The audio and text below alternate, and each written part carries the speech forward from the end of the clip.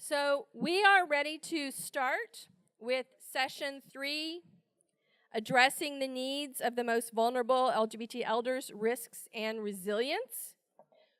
This third session is moderated by Daniel Gardner, who is the interim director of Brookdale Center for Healthy Aging at Hunter College and faculty in the Silberman School of Social Work. He will introduce our panelists and convene this third session.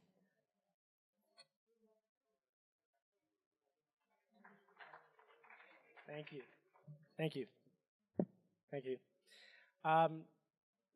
It's my honor to moderate this panel, and session 3 is on addressing the needs of the most vulnerable LGBT elders, risks, and resilience. And I'll be joined in this session by panelists Jose Albino from Griot Circle, who's the ED at the Griot Circle, Mark Brennan-Ing, who's the Director of Research at CREA, the AIDS Community Research Initiative of America, Alexis Kurbis, who's a colleague of mine at Silberman School of Social Work at Hunter College. She's an associate professor. And Carmen Vasquez, who's the Director of LGBT Health Services Unit at New York State AIDS Institute. Sorry, my tongue went faster than my mouth did. So looking forward to hearing it. So, good afternoon, everybody. My name is Jose Albino, and I'm the Executive Director of Griot Circle, which is a 20-year organization that provides services to LGBTQ elders of color. Hi. So I'm Jose Albino. I'm the Executive Director of Griot Circle. We provide services to seniors, LGBT elders of color in Brooklyn. And I just wanted to start and frame the conversation with some statistics. I don't know if the PowerPoint will be up. So I wanted to frame the conversation in terms of statistics that LGBTQ elders of color in specific experience. And how do you do this?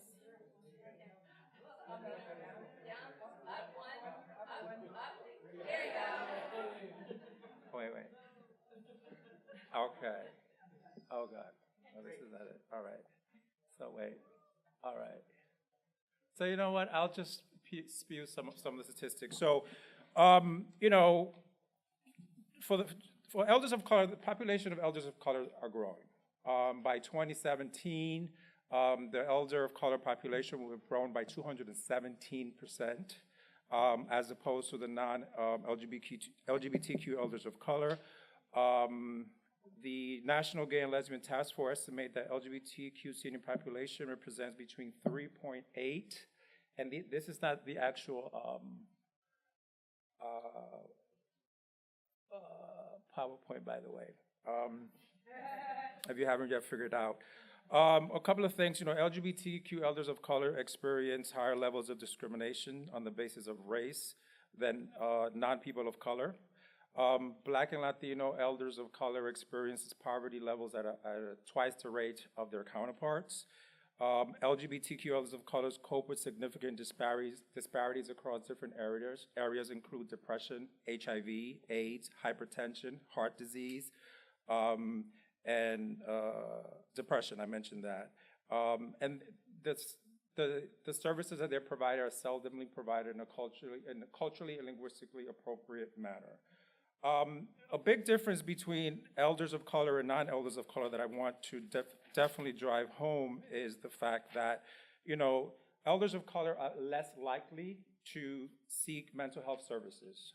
A lot of elders of color, particularly Black and Latino elders, they really rely on the church for coping mechanisms and really to help them with their mental health needs. They're less likely to seek social services, including healthcare needs and health management needs. And a lot is due to the historic systemic racism that they've experienced. As I mentioned before, a lot of them experience a poverty rate at twice the level as their counterpart as a result of the racism that existed in the 70s and the 80s, that they did not have these plum roles and jobs that are affecting their income today. And a lot of them live in extreme further isolation, and a lot has to do with the cultural barriers and the belief in the homophobia that exists in their individual cultures. And it's interesting because a lot of them rely on their faith and their church to help them through a lot of their needs, and they face even further stigma within the church and their faith-based communities. And the other part of it is a lot of them don't have children, and a lot of them face problems in terms of their caregiving needs because their family members still don't understand or agree with their lifestyle, which further isolates them and creates different disparities for them. So Griot Circle, a little bit about the organization. Griot Circle was founded in 1996, about 20 years old, by a group of elders of color who decided, you know what, we need an organization that really speaks to the needs and creates a safe space for elders of color.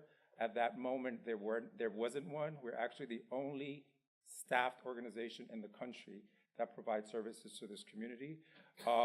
So the mission of this organization is to provide programs and services to assist its members in removing the isolation and fear around aging in both the LGBTQ elder of color communities as well as the larger community, and to eliminate discrimination wherever it exists. So that is our mission. So Griot stands for Gay Reunion in Our Time. It also stands for storyteller in West African culture. At the moment, we provide services to over 400 members, 60% of which live in Brooklyn, 70% of which identify as lesbians, and 90% which identify as African American and or Afro-Caribbean. So our population is largely African American.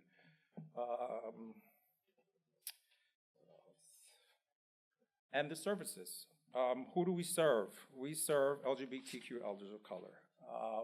The services that we provide at the moment are health and wellness activities. My intention with my staff is to really focus on activities that help combat chronic diseases, such as Tai Chi, such as walking clubs. I stay away from the bingo very heavily. It's very sedimentary. So we provide classes, self-defense classes, yoga classes, chair aerobic classes, Zumba classes. Another component which is really important to me, is leadership development and opportunities for our members. A lot of them are still very young and still very mobile and still very active. So we provide a lot of opportunities for them to develop themselves as leaders within the organization, so they can really connect themselves to the mission and what we do, and give them a sense of purpose as well. And I think that's really important for a lot of elders and a lot of the elders that we serve to have a sense of purpose. We provide case management service on site, which we have a case manager that assists our members with benefits and entitlements, whether it be assisting them with landlord issues, legal issues, benefits and entitlements, applying for food stamps, Medicare, really navigating the complex world of this managed care system that we have today, Medicare and Medicaid. The second and very important piece, which is very specific to our organization, is the Buddy to Buddy Peer Giver Program, which resulted in a need about 8 years ago. I would say 8 to 9 years ago, our members decided, you know what, we really don't feel comfortable receiving services from home care agencies. We really don't feel comfortable with people coming into our homes. A lot of them felt that they would go deeper into the closet as a result. So they created a system where they provided peer-to-peer caregiver services for each other. And what this looks like is telephone reassurance. They go to each other to the hospitals, they go shopping together, they go to social events together, and now they're texting each other, which is a way to really stay connected when you're of a certain age. And we provide congregate meal lunch program on site as well on a daily basis. And I just want to mention that a lot of these services were strengthened as a result of a strong partnership with SAGE. So I do have to acknowledge SAGE and our partnership with them. Let's see what else. And that's pretty much, what I have in terms of our organization and what we do. I think that, given the fact that the numbers are swelling significantly, It's really imperative that organizations like ours really stay relevant and funded. And hopefully I'll have an opportunity later on to speak about the barriers that organizations such as Griot Circle experience and what's really going to take for us to meet the demand by 2030 and really focus on intergeneration and what that looks like. So thank you. Okay, I think I'm set. Hi, everybody. I'm Mark Brennan Ng. I'm the Director for Research and Evaluation at ACREA. For those of you who don't know ACREA, we are a community-based research, education, and advocacy organization fighting HIV and AIDS among people of all ages. I just want to give a shout out to the ageism issue that was raised in the last session. I have a whole talk on age, ageism, and HIV. There's a lot of ageism around HIV. Many people don't realize that half the people with HIV now are over the age of 50. And I was very glad to see that HIV is being addressed during the program today because it still disproportionately affects gay and bisexual men. Approximately 60% of the people living with HIV are gay and bisexual men. That's true of people over the age of 50 as well. So I'm already making a mess, so let's move right along here. So really the purpose of my talk today is really to address that fundamental question, who's going to take care of us when we get older? That's a concern for everybody growing older, including the LGBTQ community. And my mentor, Marjorie Cantor, developed this hierarchical compensatory support model, which basically says when we need help and assistance in our everyday lives, we turn to those people closest to us first. And our preferences for those people in our nuclear family, our close family first. If those people are unavailable or unable to provide the support we need, we start moving out in the circle. So we get to distant family, friends, neighbors, and our last preference is for government and community-based services. Well, what do we know about support issues among older adults with HIV? So similar to what we see in the LGBTQ community, we see these fragile social networks with a heavy reliance on friends as opposed to family. Can friends make up for the support that family doesn't provide? I hope to answer part of that today. In addition, older adults with HIV report feelings of isolation, stigmatization around their HIV, sometimes because of their other identities as being LGBTQ or an intravenous drug user, and have trouble coping with the demands of illness management, like keeping medical appointments or being adherent to their treatment. I've already talked about the disproportionate impact of HIV/AIDS on gay and bisexual men, so we'll move right ahead because I only have 10 minutes. So we know that in general, this population tends to have friend-centered social networks, as do older adults of HIV, regardless of their sexual identity. So we are really interested in the study of what is the impact of HIV on the social networks of older gay and bisexual men, and do we see differences in support and needs based on their HIV status? So this was a study we conducted in partnership with the Center on Halsted in Chicago, which is one of the largest LGBTQ centers in that city. Shout out to my co-investigators, Liz Seidel and Stephen Karpiak. I'd also like to thank Britta Larson at Center on Halsted for all her help in providing support for this. This is a self-administered survey, a convenience sample of this. I'm drawing on the 146 men who identified as gay or bisexual. So in this group, you can see about half of them were HIV positive. We did oversample on HIV status because we wanted to be able to see the impact of this. And so then there was another 54% who were HIV negative or their status was unknown. There were a number of men who had never had an HIV test. So going forward, I'm going to refer to them as the HIV negative group. I want to go through some of the demographics so you have an understanding of who they are. They were primarily African American Black and non-Hispanic white. We had a lot of trouble recruiting whites, or not whites, Hispanics into the study. But you can see that the HIV group was disproportionately Black versus white, which is in line with the epidemiology. There's a huge impact of HIV among gay and bisexual Black men. In terms of health and mental health, we asked about 26 comorbid conditions excluding HIV. The HIV-positive adults reported 3 conditions on average compared to 2 among the HIV-negative group, which is still a pretty high level of comorbidity regardless of HIV status. When we looked at the Center for Epidemiological Studies depression scale, we saw higher levels of depressive symptoms in the HIV-positive group compared to the HIV-negative group. When we look at their social supports, this is in line with what a lot of other people were saying. Not a lot of involvement of family, and there wasn't a lot of difference based on HIV status. This whole concept of functionality was, are these people in frequent enough contact that you could expect them to provide support? And you can see that when we get to functional social support networks, it's lower regardless of HIV status. We're not seeing a huge involvement in terms of family. You can see, for example, that about 80% have a sibling, but functional siblings are 20 to 40%, so not a lot of involvement for brothers and sisters. Low levels of fertility in this group, so not a lot of them have children or functional children. It's only when we get to the friends we see some parity between the number who report a friend and functional friends. We asked about the number of types of assistance they received from family and friends.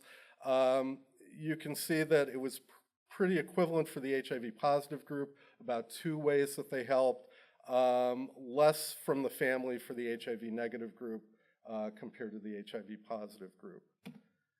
We also asked about their perceptions of social support availability and adequacy, both in terms of instrumental support, so that's help with tasks of daily living, things like that, as well as emotional support. Long story short, I summed these into an index to kind of get an overall sense of their sense of social support. Higher scores mean they perceived higher support. So you can see, again, significant differences here that the HIV-positive group perceived less instrumental support availability and emotional support availability.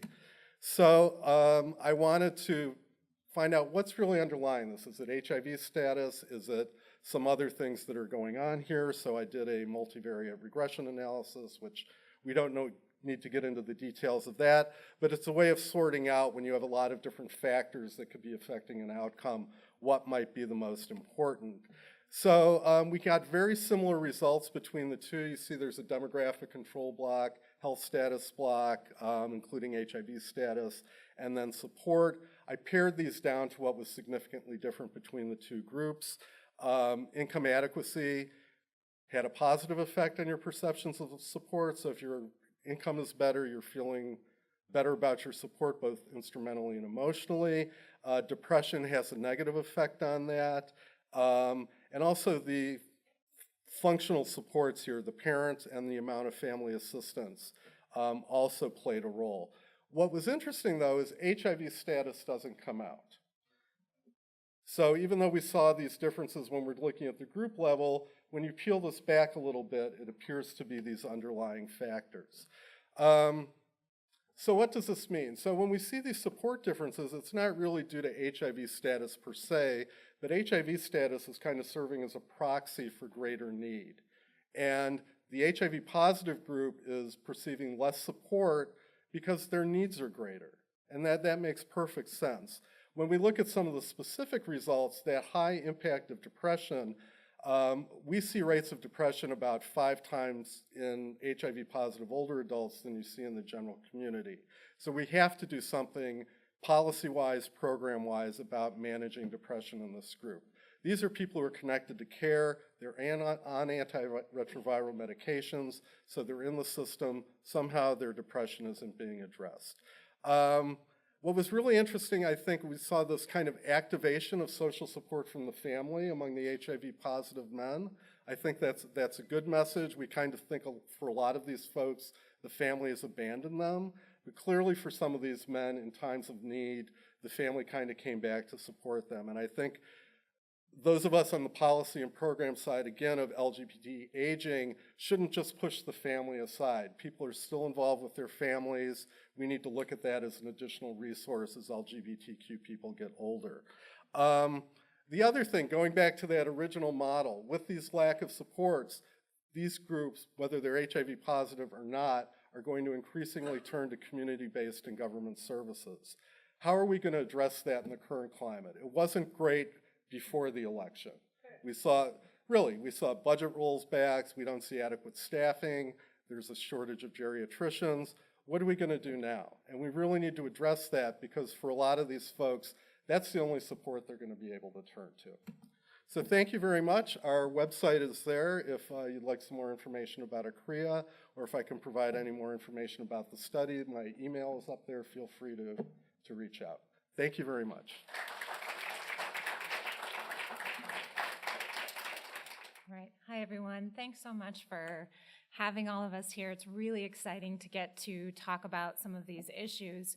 I started out working in substance abuse for members of the LGBT community, and it was only when a few 65-year-olds entered my clinic and weren't responding to treatments that I got really excited about this topic and really started to think about what might be some of the unique factors that LGBT older adults might be facing.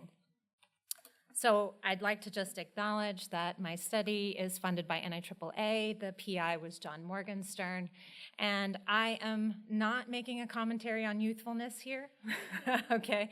My definition of older adult here is 50 and older, because starting at around age 50, we see biological changes to the body and the brain that make people more vulnerable to the effects of alcohol.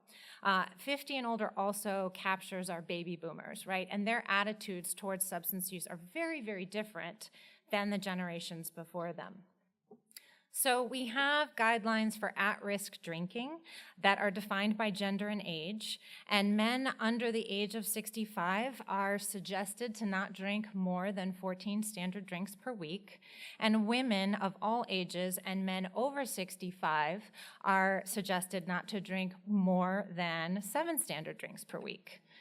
Now, that may seem quite low to many of us. I know when I first started out in the field, I was quite shocked by those numbers, but we do see that adults drinking at beyond these at-risk guidelines are at greater risk for loss of independence, increased falls, increased hospitalizations, and a general lower quality of life. Now, as I was just saying to someone at the break, my dear friend Elaine, who turned 90 this year, is really, really frightened that I'm going to take away her martini. So the idea that my carrot for her is that she's going to lose independence, right? It's really about quality of life issues.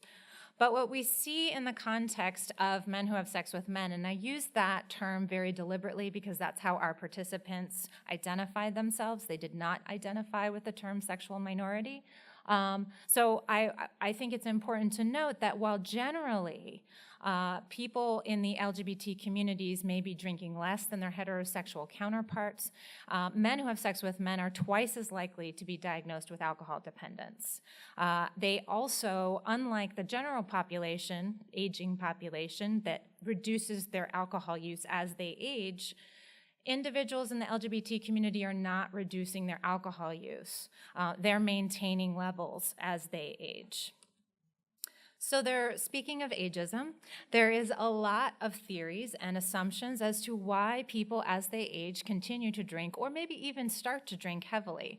Things like loneliness, boredom because of retirement, lack of structure, depressed mood and stress. Yes, these things happen during life, across all phases of life, but there is an assumption that older adults are a depressed group because they're dealing with aging and isn't aging awful.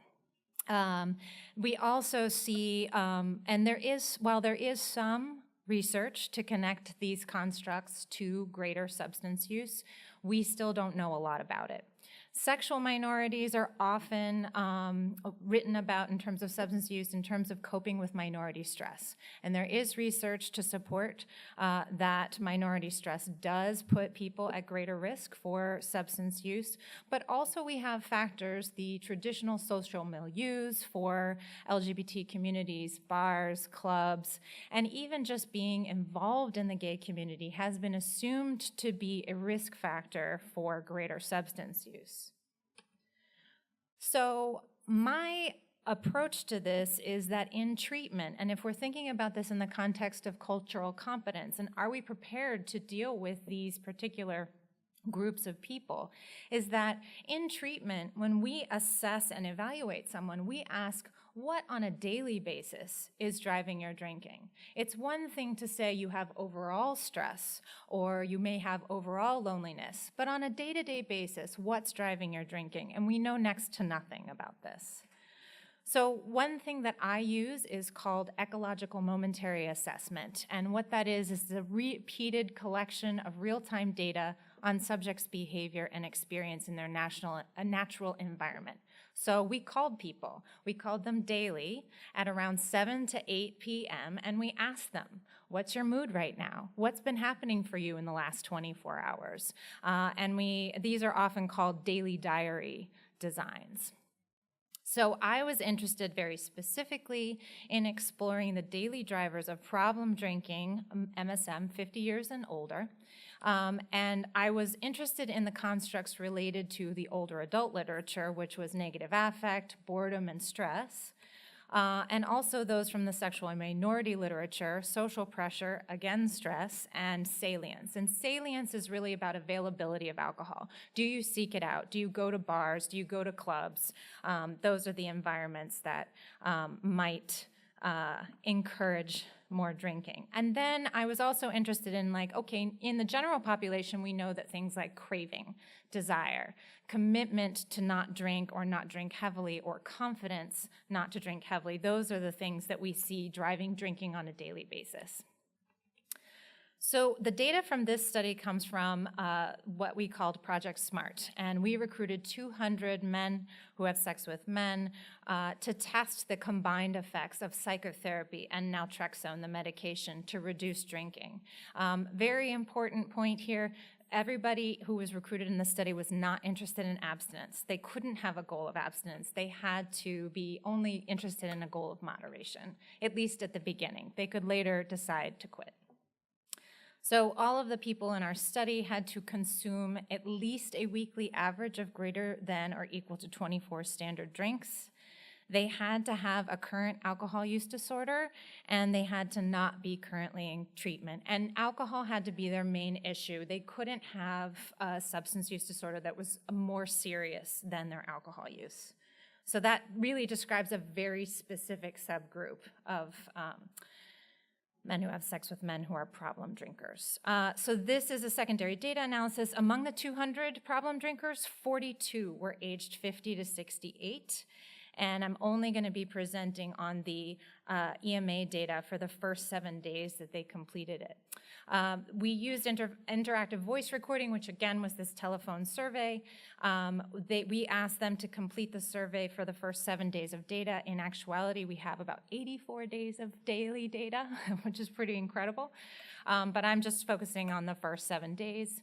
It was about 25 to 30 items. It took them 2 to 6 minutes to complete, and we had 84% compliance rate, which goes against all the stereotypes of how older adults might engage.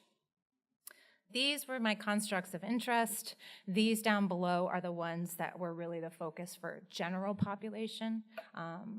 And we had 2 outcome variables. Did you drink in the next 24 hours? Like if you were feeling lonely, did you drink in the next 24 hours, yes or no? And on the days when you drank, how intense did you drink? How many drinks did you have? We did multi-level models for this. We grand mean and person mean centered, which means that we could isolate what the daily predictors was. It wasn't just that overall it's a between person effect. We could really figure out what were our daily effects. So overall, we see we have a very young group here, and they're mostly white, they're very well educated, and they are still mostly full-time employed. We see a majority of them have very severe alcohol use disorder, and their age of onset was before 50 years old. If you notice, these are very intense drinkers. Their drinks per drinking day at baseline was around 9 standard drinks. Yeah, welcome to it. So we see that actually none of the traditional factors associated either with older adults or with sexual minorities really emerged. We see that what abstinence was predicted by some of the more traditional factors. Salience was at a trend level. When you see the intensity of drinking, however, daily perceived stress was a daily driver of drinking, but not in the way that you would expect. Unlike our hypotheses, perceived stress was actually a protective factor, which I'll get to in a second. So this was when everything was sort of entered into the same model. We see that whether or not someone drank was a scale of I have a lot of craving and or I'm committed to abstain. And these were the two forces that were really driving drinking or not on any particular day. But when we look at intensity, we see that perceived stress was actually a protective factor. So the more stressed they perceived themselves that day, the less they drank. Whereas the other factors, craving, was driving drinking, and then we have commitment to abstain and moderate also were protective. So I think, in the interest of time, what I just want to emphasize is that we have a lot of assumptions about this crew based on whatever particular demographic we may be familiar with, but we need to get really granular to be able to be prepared and to be culturally competent with this crew, particularly when there's not a single substance abuse treatment program that caters to older adults in this city, and there are very few treatment programs that cater to LGBT individuals, right? So, and those services are shrinking. One of the few was at the center, the LGBT center, and that one has been recently dismantled, or at least shrank quite considerably. So I think just also not having assumptions, right? Testing our hypotheses, not assuming that stress is going to be a risk factor or that people are drinking because of stress. In another study I did that was very similar to this, what we found is people were older adults were pretty happy. They were drinking because they were social. They were doing it in environments that were encouraging drinking. And again, that can be directly related to ageism or ideas that we have about what we think aging is about. So lots of limitations. Generalizability is obviously an issue. This is a very wealthy, highly educated group. We need a lot more data on a much more heterogeneous population. We need to know more, and I was really excited to hear about the texting between older adults in terms of supporting, because I do think mobile technology is one of the ways that we can get at isolated groups for across health concerns. So with that, thank you very much. Hello, I'm Carmen. Hello, Carmen Vasquez. I'm the director of LGBT Health Services Unit at the AIDS Institute, which I'm sure most of you know, is an office within the Department of Health that's statewide, that was created specifically to address issues of HIV. And I want to start by echoing, I think it was Karen, somebody earlier talking about advocacy. That it starts and always requires us to be advocates for anything to get done. I want to tell you that the Office of LGBT Health Services that I now manage is a hybrid of the LGBT Health and Human Services Unit and the LGBT HIV Prevention Unit. Somewhere along the line, after 7 years or so, we went, we have 2 units. They serve the same population. How about if we bring them together? And so we did. But the LGBT Health Services Unit, as well as the LGBT HIV Unit, would never have come into existence without the profound, consistent, pervasive advocacy of the community that saw a need for services that were particular to this community. I will also say that, I am very happy with our collaboration with ACREA and with SAGE. Not so much what we lost with GRIO Circle, but that the percentage of funding that goes from the AIDS Institute directly to organizations and programs that serve LGBT elders is not so great. It's pretty small. We have 3 grants out of the Health and Human Services Initiative that serves elder LGBT people. SAGE, of course, SAGE USA located in Manhattan, SAGE in Long Island, and SAGE Upstate. Beyond that, there is, and our work with ACREA, there's absolutely no other funding that is dedicated to this population. Despite the figures that you heard about, 50% of people living with HIV are in fact LGBT or gay men who have sex with men mostly. That's terrible. And I'm not here to chide the AIDS Institute. I'm just here to share a fact with you and to tell you that, we don't create our budget. Our budget and what we fund is created by the legislature and by the governor. And if the legislature and the governor are not telling us that we need to create an initiative to support LGBT elders, it ain't happening, people. It ain't happening. Because we are following the mandate of the CDC to target the most at-risk population for becoming positive. And those are young men who have sex with men. The other population that we don't fund in the manner that we should is the transgender population. A recent estimate based on CDC figures that some people in our data office crunched the numbers on tell us that there are probably something like 97,000, on the low estimate side, about 97,000 transgender individuals in New York, that probably close to 12,000 of them are 65 and older. And again, this is a population, particularly Black transgender women, highly at risk for HIV and all the attendant issues that come with it. Very little funding is available for that.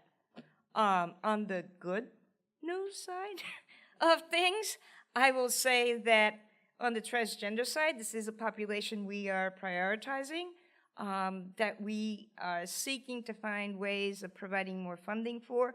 We do have several initiatives that target transgender people specifically, and they all suffer from from ageism, yes, and from a lack of programming that, can really reach this population.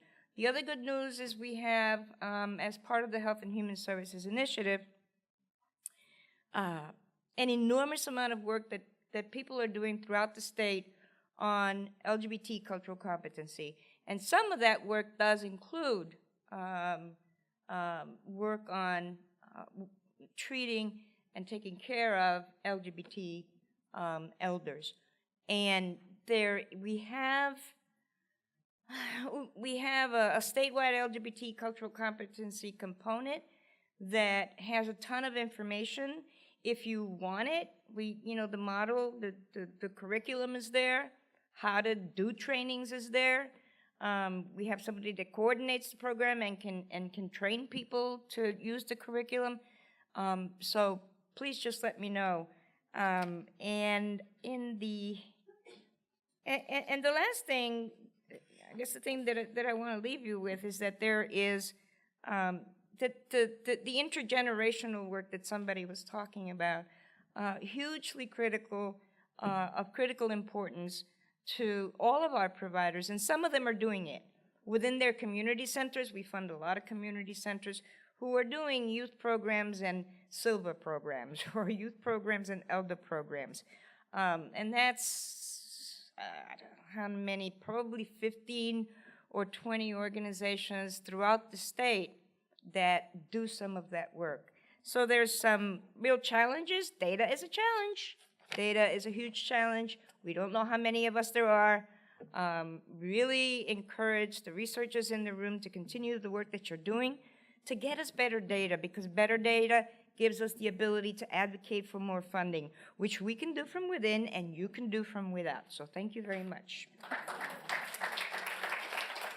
Can I just say something real quick, just regarding, HIV and AIDS and seniors? and I was just sitting back there listening. Carmen is right in terms of funding that's coming out there. I just wanted to say that we, the organization, so 50% of individuals who are infected with HIV/AIDS are seniors. I was at a conference a couple of months ago, and I approached the biggest pharmaceutical company and asked them, I didn't tell them what I was doing and who was I, and I said, what are you doing for HIV and AIDS and seniors? What resources do you have? They had not one, not a video, not a pamphlet, absolutely nothing. But I just wanted to just plug what we're doing and what we've created in terms of Griot Circle with which the AIDS Healthcare Foundation has been doing absolutely nothing either for seniors.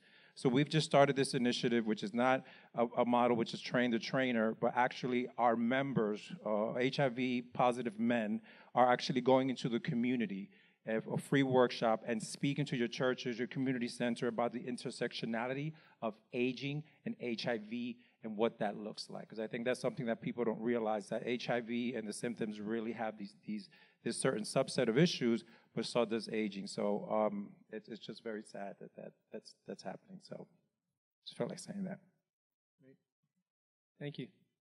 And thank you for your presentations, which are all amazing. So I wanted to go back to, Jose had talked about barriers. So I wanted to ask about barriers to access, barriers to care, barriers to funding we've talked a little bit about, and specifically also bring in the question about ageism, homophobia, stigma, discrimination. What we know when we look at older adults is that we're talking about cumulative life course. How does that affect the different populations you're working with or subpopulations you're working with in terms of access, in terms of care, in terms of services? I guess I'll start. I know that I referenced that, by 2030, 270% of seniors will be elders of color. And, even when I come to these panels or prepare myself, there's absolutely no data. No one is studying them. No one is looking at them. No one is interested in them, particularly as it relates to health disparities, best practices.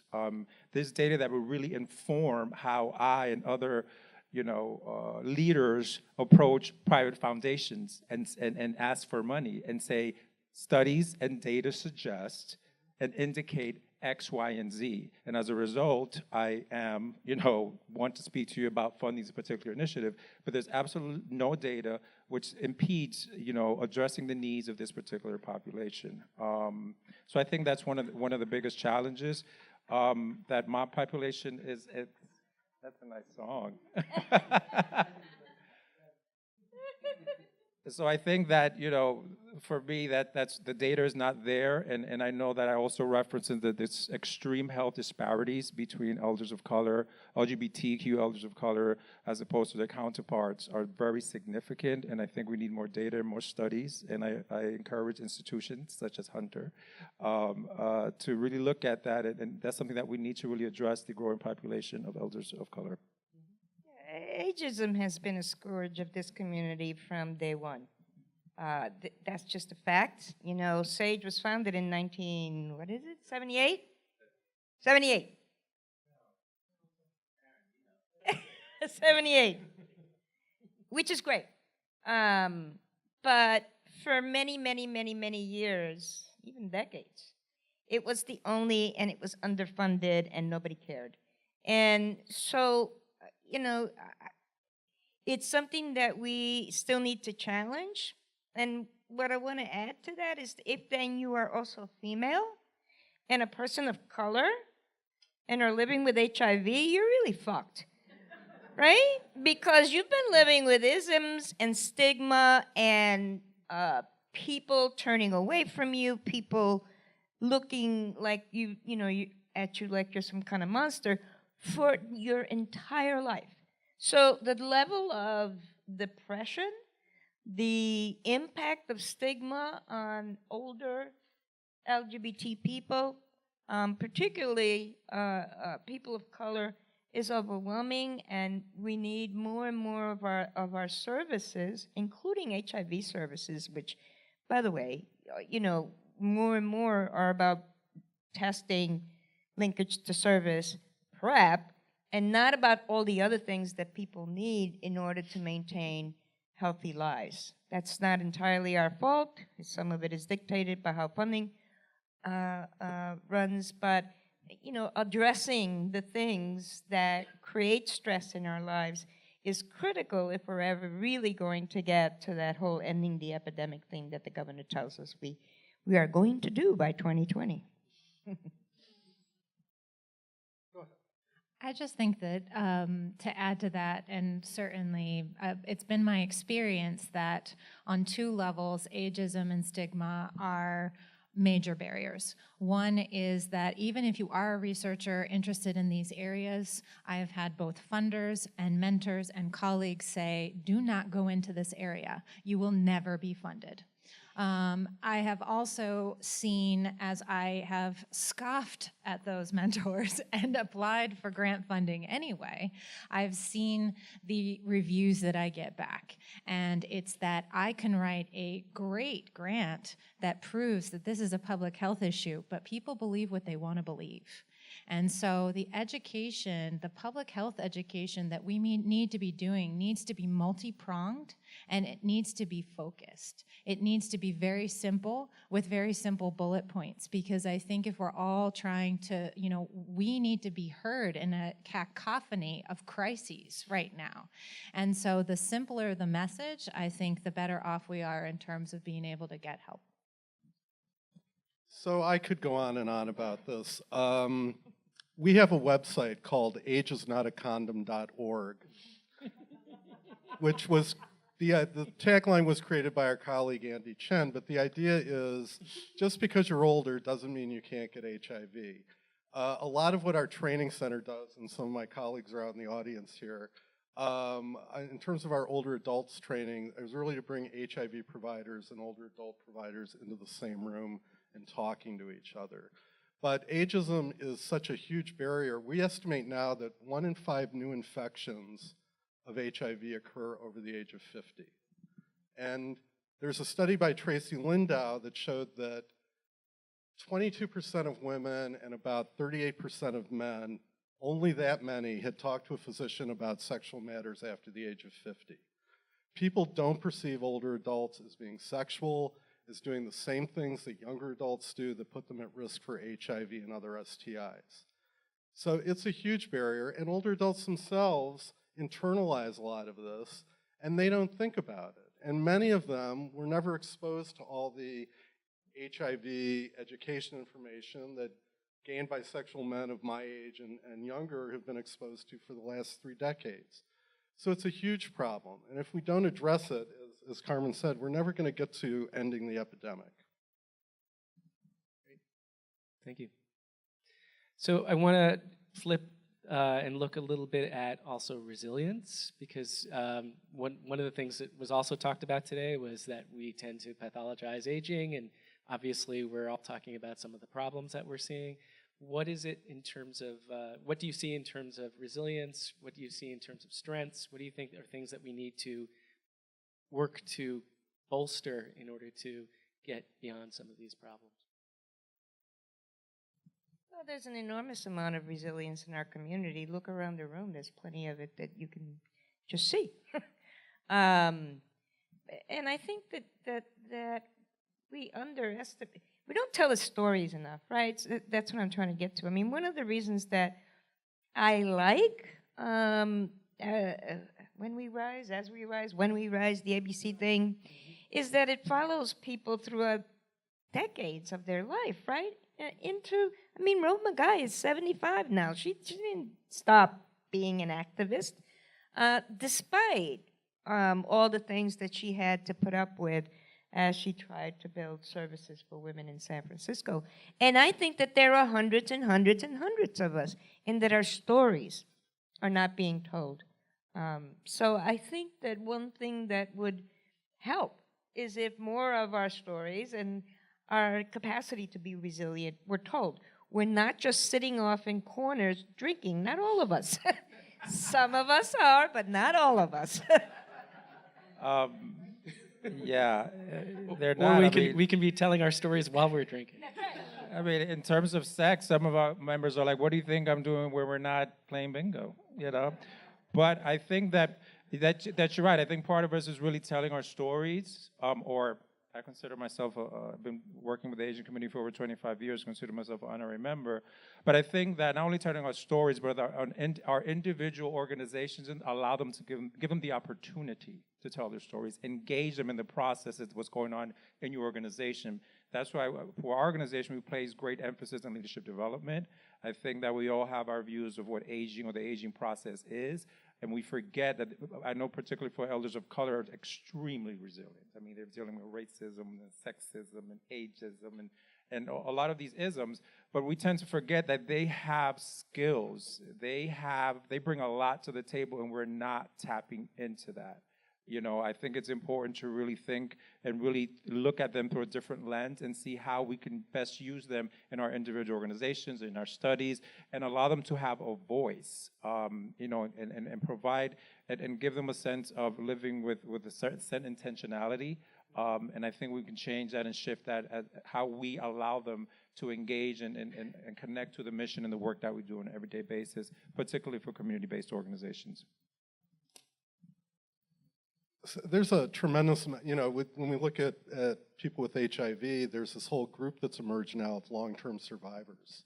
People who've been living with the virus since the late 70s, early 80s. There's something there that has enabled these people to survive.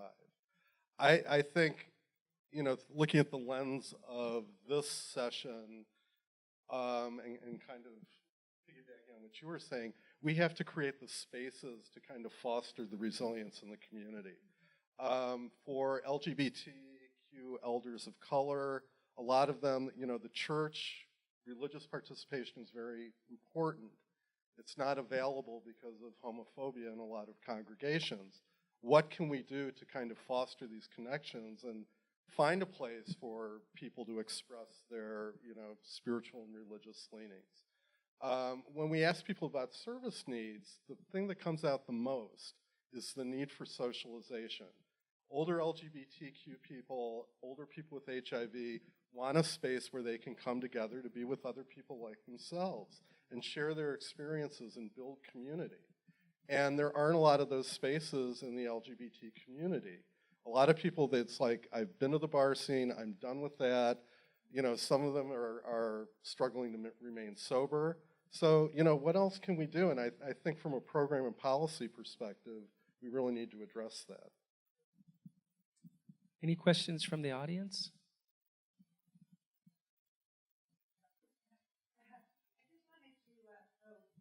Thank you. I just wanted to ask the panel, because there does seem to be a conflict between, not a conflict, but what you're talking about, Jose, is people being empowered to actually change the culture of their communities. And certainly having been a doctor in the AIDS community since the beginning, I think that changing culture came from the bottom up. People actually taking that on themselves and working in their communities. And the funders, because I think there is this thing, you've got to fit into the box with the funders. You have to tailor your program.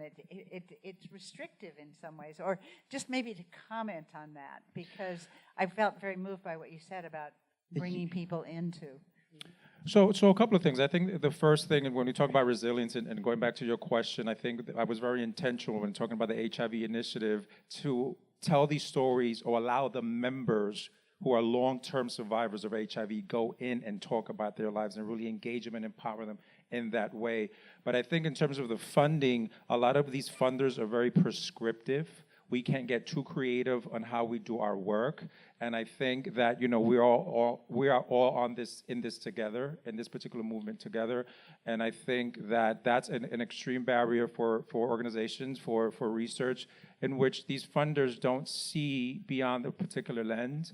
And that's really prohibiting us from doing our work on a daily basis and from really shifting the culture and the movement, if you will. I think that funders and foundations need to be a little bit more flexible and allow us and get out of the way and let us do our work, because we know what's best for our community. So we don't have time for any more questions, unfortunately. we're going to move on. But thank you very much. And if you want to ask questions, do we have a break? No break? We're going to go straight into the next one?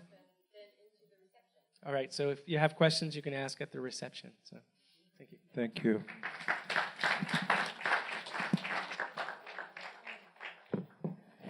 So our next session does not have speakers. It's a discussion section. We're just gonna have a panel. So we would like for all of the panelists on this last session to come forward and take a seat. But I'd also ask that everyone who has been a panelist throughout the day, if you can stay with us.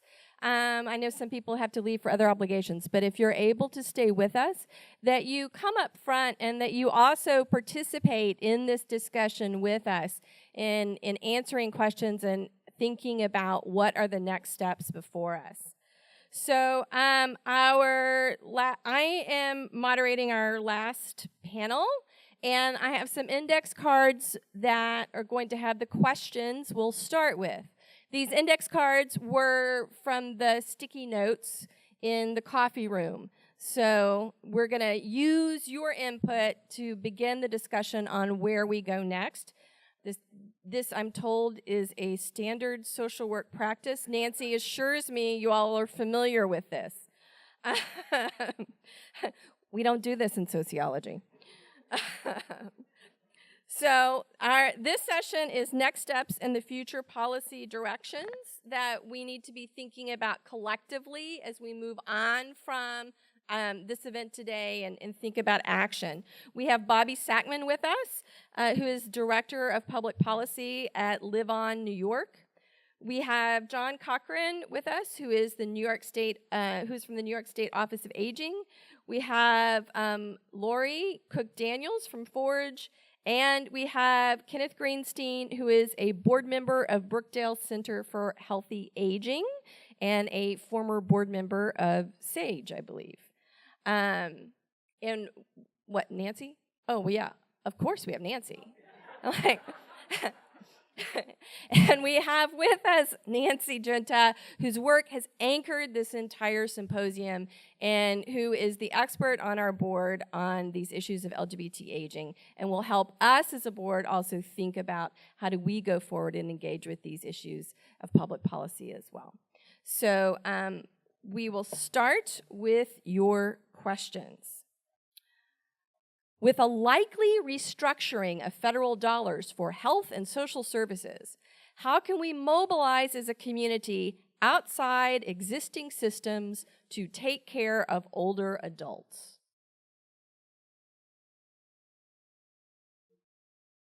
Any of you can start. I'm trying to take a step back because I feel like I spoke a little bit too much earlier on in the conference. So, but if no one else wants to step up, there are some exciting new kind of movements happening at the very grassroots local level. One of them here in New York City is called Lily, Life Force in Later Years, and that's the only one I actually remember the name of. There are a few focused on very tiny kind of micro neighborhoods that usually involve one very generous organizer who organizes people who are just interested in volunteering their time intergenerationally with their neighbors to either have dinner or run to the store or teach someone how to knit. I see someone knitting here. So these kind of grassroots movements begin to have people talking with each other and understand their challenges and their strengths and their resilience that could potentially lead to maybe advocacy for local level policy change. There's another model that we haven't really talked about today called the Village Movement or the Village Model, where groups of people geographically and traditionally it has been geographically kind of pay into a membership that allows people to have access to referrals for resources or social programs or volunteers to spend time with. That Village Movement has been kind of introduced in more middle and upper middle class neighborhoods. So creating some kind of village model in socioeconomic strata that are not at the higher levels, I think could be an opportunity there.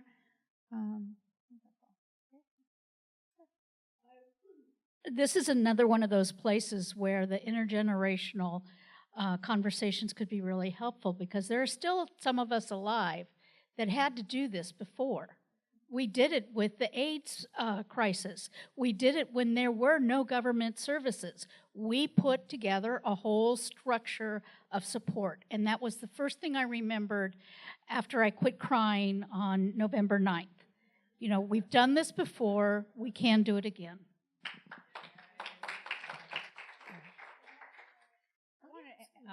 I want to shift that question a little bit. So I do a lot of advocacy work.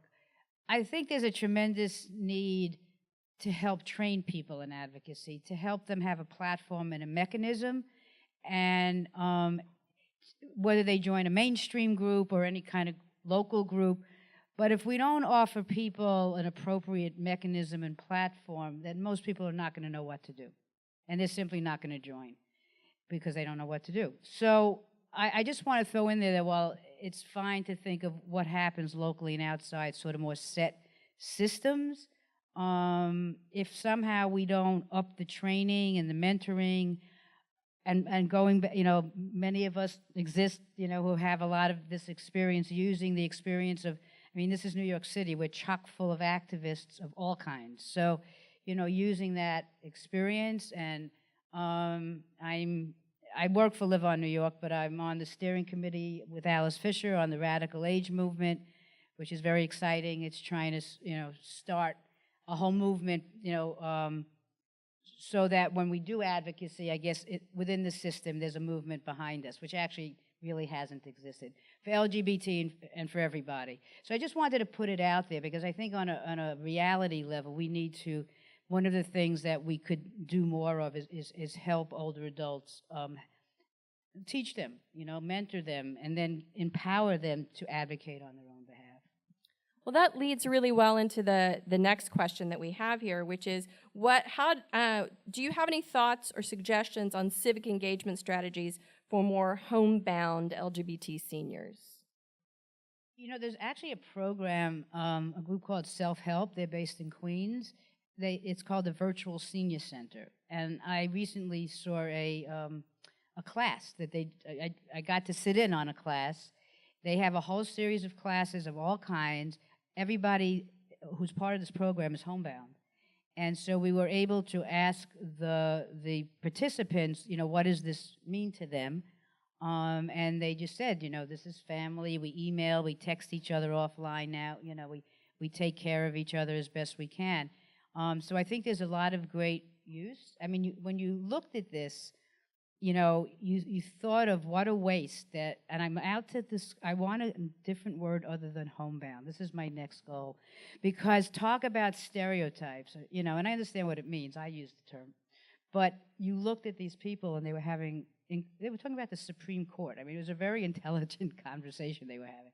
So how do we not stereotype and leave these doors open for people? I'm truly impressed by the technology, the advancements that are being made that are helping assist in dealing with that. And I think the Virtual Senior Center is one, but even just in terms of from systems-wide, in terms of from government's perspective, advocating that people engage and use these resources more. And I think we were talking about Oates Senior Planet down on 23rd Street, I think it was.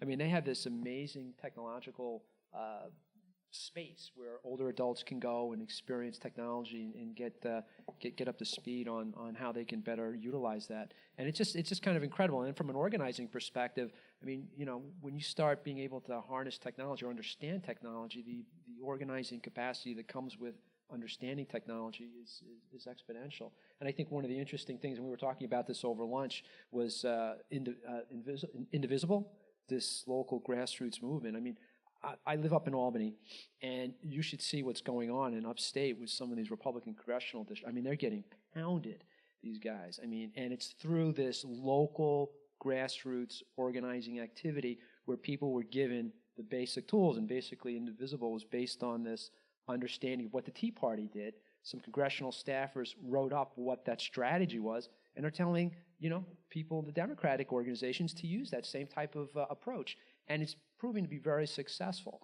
And it's been kind of interesting, and it gives me a little breath of hope in this rather interesting time. They're camping out in front of congressional district offices and just hounding the hell out of these guys in a way that is I think we're getting some traction with some of these folks. So anyway.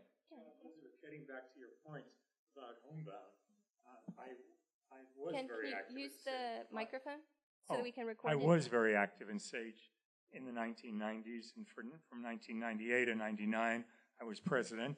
But getting back on homebound, that's long been a function of SAGE, and we have an active homebound program. Anybody who knows anybody who needs services within the staff, within the constituency, people do make regular visits, bring food, work with organizations to fund and to observe, take people to doctors, all of those programs.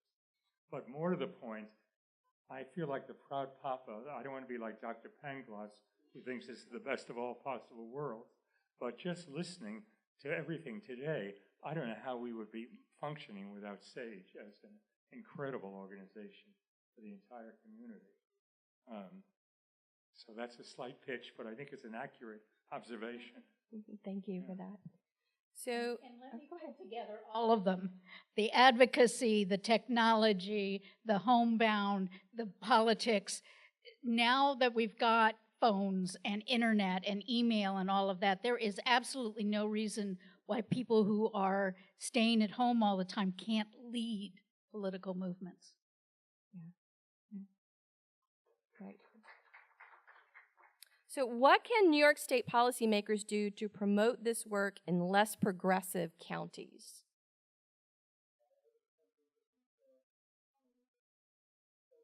My story, where this is real. I mean, this is really happening. You are getting blowback in terms of the LGBT agenda. I was talking, Bobby, about the assessment, the compass, where we asked the questions about sexual orientation.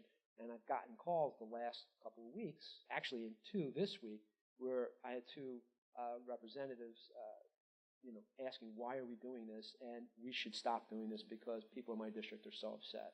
And I mean, it's a reality, and this is part of the challenge of, being in a state where you have, a really progressive part, but then you wander into some of the other parts of the state.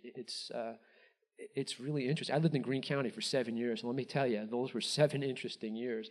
I was like the only Democrat in my area. I mean, it was really pretty wild. But that's the reality, and understanding the dynamic nature of New York, its largesse, the size. I mean, in New York, we're pretty service rich. Essex County, for example, has one home care provider, and they almost went out of business. So you go across, you go into some of these communities, providing a home-delivered meal. It's like incredibly challenging because of the distances you have to go in order to meet the 2-hour time limit after food is prepared and getting out into the field. So there's like all these really interesting dynamics that you got to think through. So from a public policy perspective, I think there has to be a realization that from a state level, that you have a rather large state, you have some very diverse interests.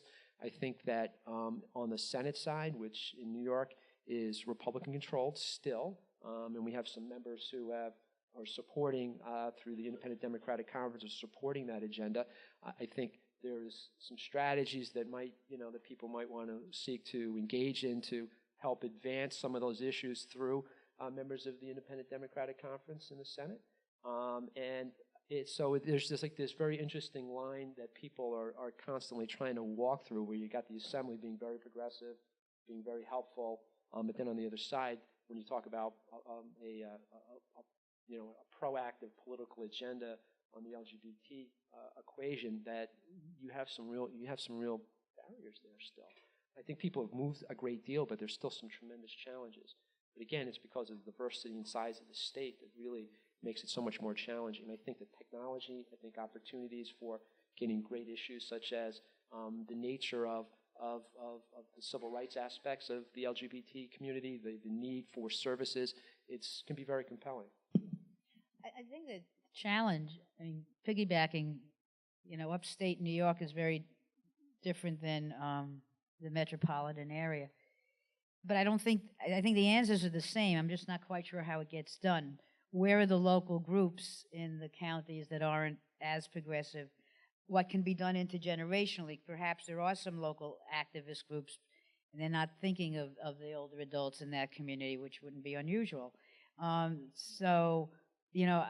don't know all the answers of the steps, but whatever collaborations organizations might have in different, that touch different counties, I think it is the same. It's the grassroots. It's just we sit here in New York City. It's sometimes hard to know exactly how you do it in each of these counties. I was just going to make two suggestions. One is the Office of Elder Affairs for the state could designate LGBT elders as a population of greatest social need. I think that would be an amazing, thing to do, and it can support targeted services and research and training and so on. And a lot of what you're already doing, but it could be done in a more systematic way. And then the other thing is, I know that there's congregate meal programs happening in New York State for LGBT elders. I'm not sure how many there are, but what we find in Massachusetts, where we have 17 of these now happening at least once a month, is that people drive, an hour to get to the LGBT congregate meal, and for some people, it's like the one social thing they have that month. I mean, most of them hopefully have more going on than that, but it really helps support socially isolated LGBT elders. And I think if you could get some of those going in upstate New York, you'd suddenly see these LGBT elders coming out of the woodwork, and these representatives who are calling you and complaining would see that these people live in their districts, because they are there. There's nothing for them right now. Thank you. For example, Erie County has a couple of LGBT congregate sites. I know they're also very active in advancing the LGBT agenda. I know in Rochester we're seeing some activity. I know in Albany there's things. But yeah, once you get outside the major metropolitan areas, you get out of the Erie Canal corridor, it gets kind of sparse pretty quick. But I mean, we do, as part of our annual evaluation process and needs assessment, we do include LGBT as part of our process for determining hard to serve populations. I mean, we've done that without a directive. The feds have encouraged it, but we've actually moved on that. So I hear what you're saying. So let me say what maybe he can't say. The governor just cut $13 million from the State Office for the Aging, which is a tiny, tiny office compared to other state agencies. So we all need lots of things, and we have a governor who's clearly is not looking after the needs of older adults. And so, again, as we advocate for the LGBT community, we need to put in a context that we have a very ageist state budget. And there's a whole other thing going on where 65 senior centers could close and all that. So I just want to put it in that context that we do not have a governor. He announced we're going to be the first age-friendly state in the nation, and his budget was already, the ink was dry, and he had all these cuts in it while he's talking about it. Well, I mean, there is. I can say more than you. You can say quite a bit, and I appreciate the Bobby with the caveat, but I do have to say that our operation and what we've been doing has been trying to create systems that ensure people are getting access to services, and whether it be through cooperative arrangements at the local level, to also, we're spending over $13-14 billion in long-term care through the Medicaid system. So there's quite a bit of activity that happens. So I understand, some criticism being pointed at, the cut. One of the cuts is being absorbed through a reassignment of dollars through the Medicaid cap. So the $3.5 million in the New York Connects cut is being absorbed there. The worker COLA piece, I mean, the counties couldn't spend the money. I mean, they had difficulty figuring out. Anyway, this is the insider discussions that we're doing through. But Bobby is. It's the attitude, and it's not making it a priority. That's well, not the weeds right now. Yeah, I know, but I think to some extent there are lots of other pieces in our budget in terms of the process and some of the announcements that were included as part of the budget process, as well as the state of the state, that indicate that there is an interest and that there is a desire. But I think, constantly pushing, I think that the Title 20 cut is interesting in light of the fact that New York City is going to get $400 million in additional resources. It's unrestricted. But that's true. Let's have a discussion after tonight.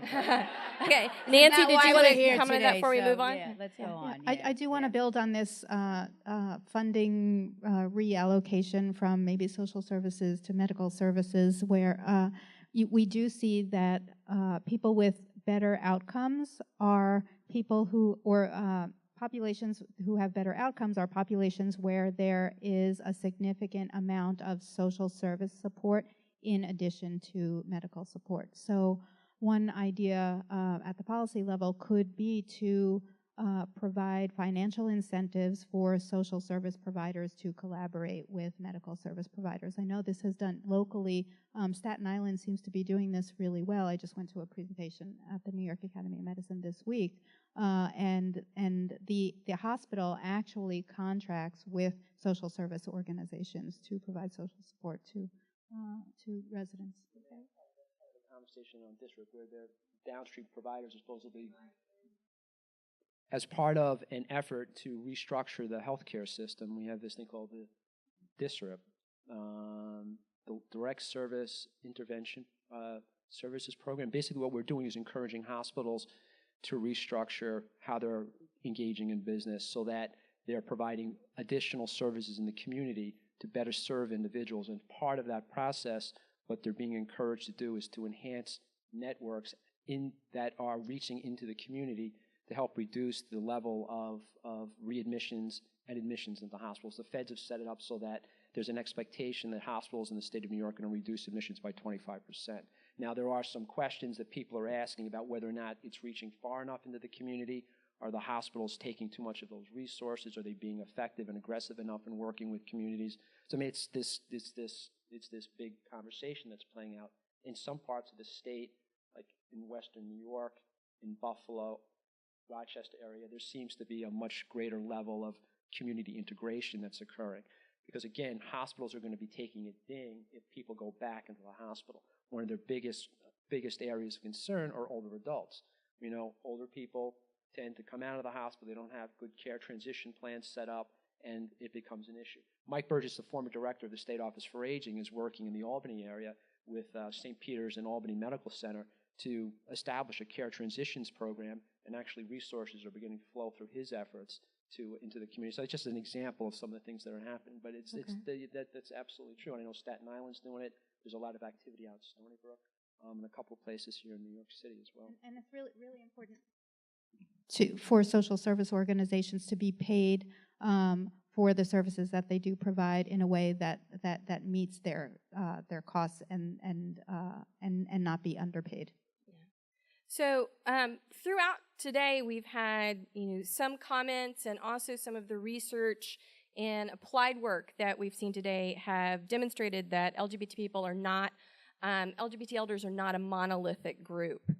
And so we have a card here that asks a question that helps us try and get at that. And I think it's maybe a good discussion for us to end on, and then we'll have a few questions from the audience before we close and go to the reception.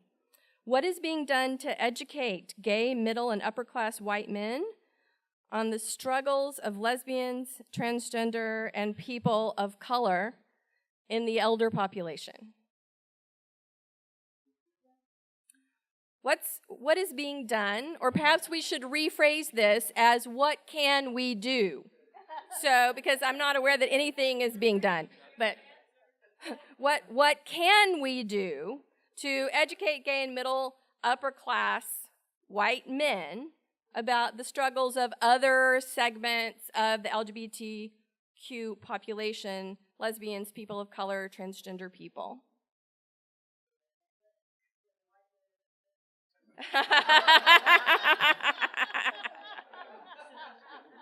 A cisgender white man, yeah.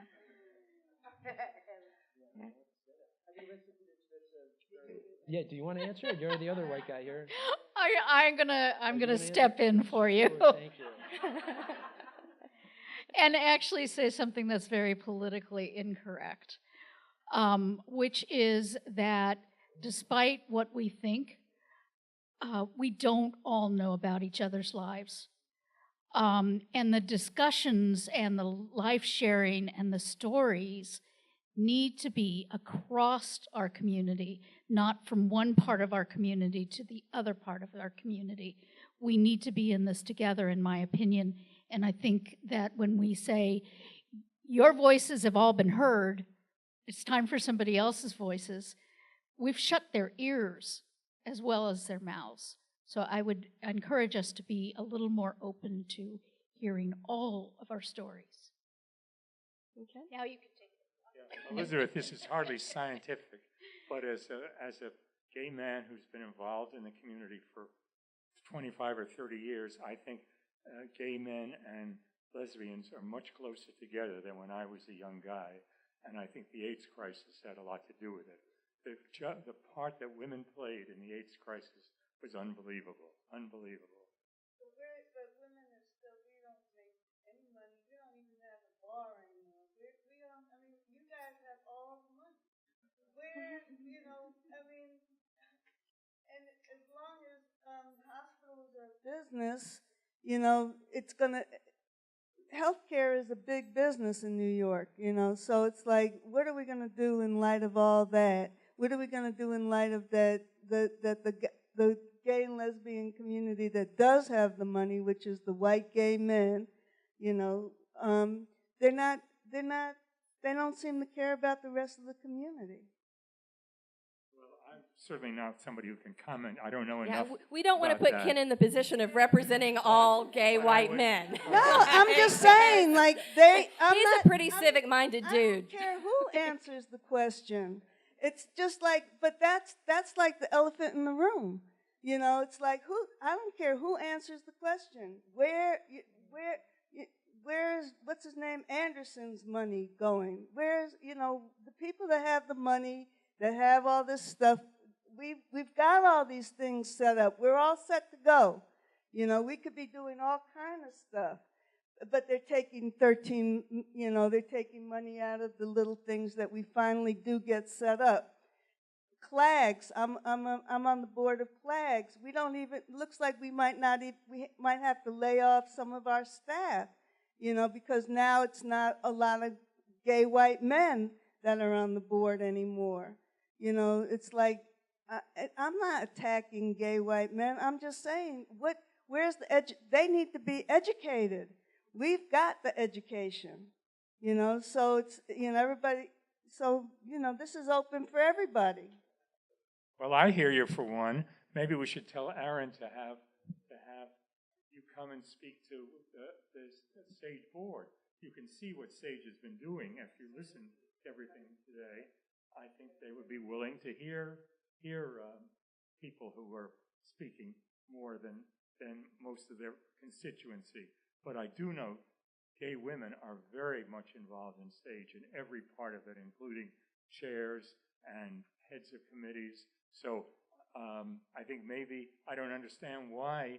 But women and people of color, everybody's getting stretched to their core, and we're, you know, we need to be able to go on vacations and things like that. We need to be able to have retreats and things like that. We've got alcoholism problems and mental health issues and all this kind of stuff.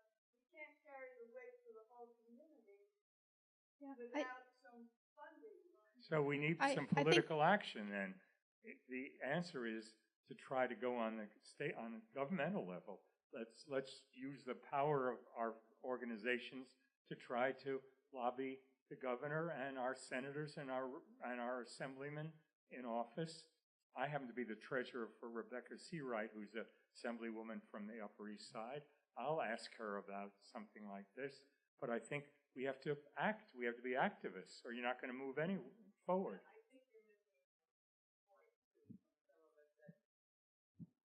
We're very active starting. I started being active in '69 in the LGBT movement, and which was very divided at that point, and then became really active in the women's movement and worked for years in that movement as well, and started and, you know, got Title IX passed, et cetera.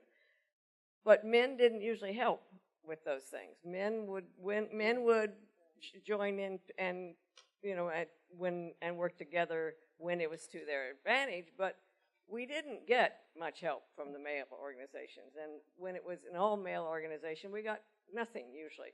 So we have always been struggling, and it's very discouraging to me, not only what's happening in the country as a whole and the world as a whole, but in terms of our movements. I mean, I'm 72 now, and I started out when I was a really young woman here, and I thought it was all, we were going to really have all this taken care of, and it was going to be, there was really going to be real full equality, et cetera, at least within our own movement, right? At least there. So, but I think that, you know, in a lot of ways right now, this is part of a bigger conversation. You know, this is, in this moment. Did everybody else get interrupted in what they were saying? Exactly. Why did you interrupt? My point is that we can try to initiate things, but we need other people to be aware of this, thoughtful about it, committed to it as well, because we owe it. Men owe it to us as well as what we have given. I took care of gay men all through the AIDS crisis, okay? And so, and I didn't ask for more. And so what I'm saying is that we want it to be more equal, and yes, we'll do our part in it, but we also don't want to have to always be asking for it. We want men to take that on and that be a part of their value systems as well. It's just like women shouldn't have the total responsibility for babies and you know, and be told now that they're going to not be allowed to have abortions and make their own choices. It's just the world has become too sexist again, is my point. So this really is part of a larger conversation about how in this moment in time we think collectively and cooperatively about all of the issues that we're facing. We heard about a multi-million-dollar cut to the aging budget, but it's not just the aging budget that's going to be cut in the coming years. And we know that the LGBT community is going to be impacted as a whole, but we don't respond as a whole. And many of the organizations that were set up for marriage equality and worked for that issue have since disbanded. So we don't have people on the ground to be mobilized at this new time of crisis who have a system and a network in place that they can utilize to begin action. We have to establish those kinds of connections. We have to be the actors.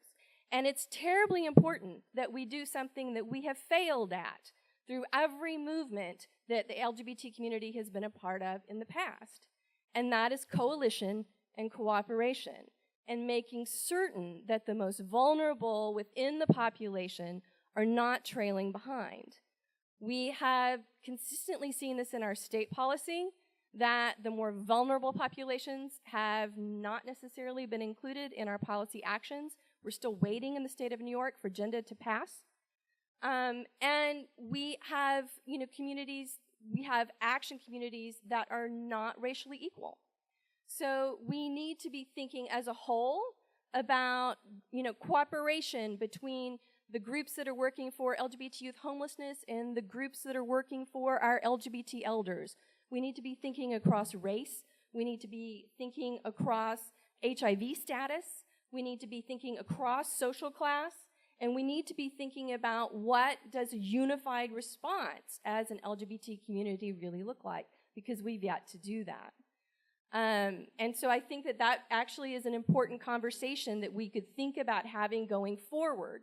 What does a collective response look like as an LGBT community? But also, white men of a certain class need to start looking at all these other people and the work that we've been doing, and that and black people, people of color have been in the vanguard, and they need to start looking at that as the leadership and stop thinking that they need to be the ones that that have to come up with solutions. Because there's a lot of answers that are out there, but nobody wants to hear it. Right. Well, and some of the best action-oriented movements we're seeing right now are coming from African-American women.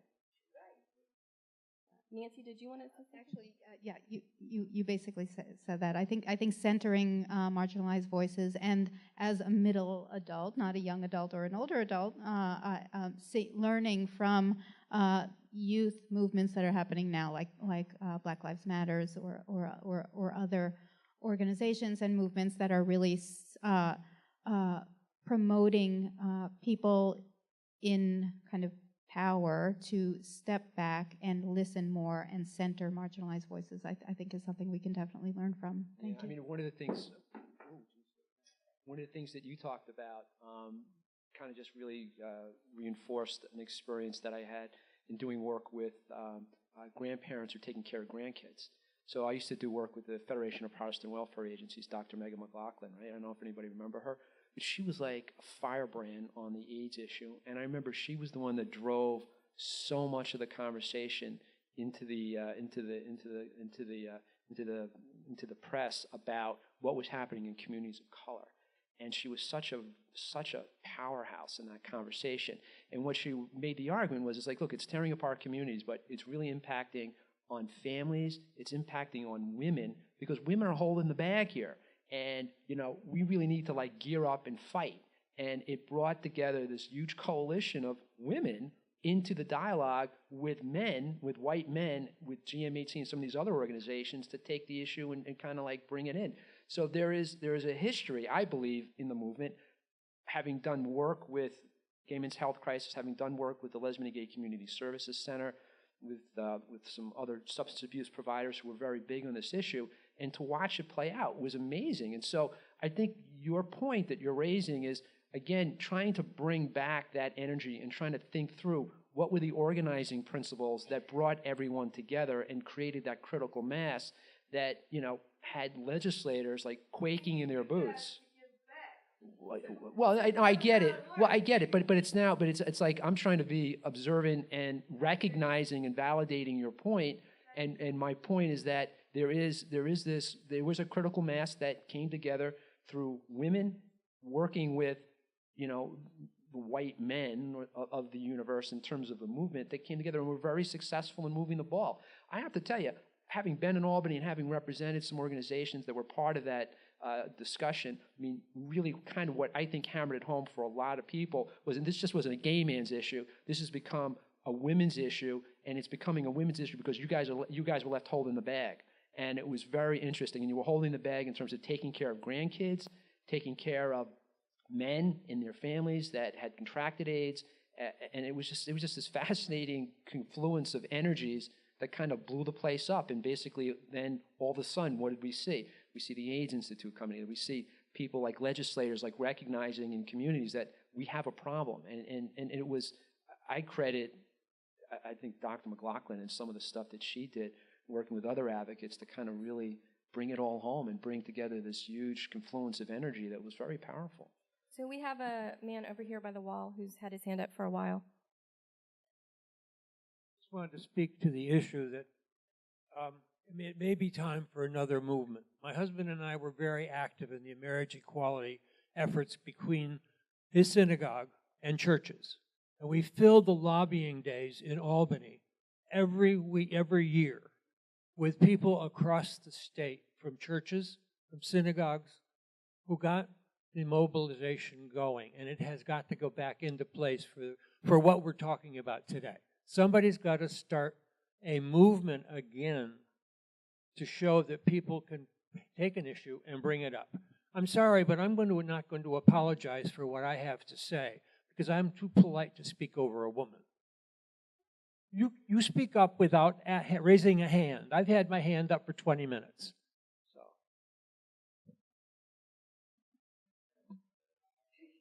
So we are about out of time today. I think that there are a lot of important points that deserve continued conversation, both in terms of supporting LGBT elders, but also in terms of thinking about supporting the LGBT community as a whole and what a whole would look like. Not that we would be unified in that, but that we would be considerate of all of the pieces and not leave anybody behind as we look at how we're going to organize and act over the next 4 years. So thank you all very much for coming. Thank you to Nancy for her scholarship and the expertise she brings to the LGBT Public Policy Center on Aging. And we have a reception upstairs with food and drink, and I hope you all will join us. Thank you, Elizabeth. This was wonderful.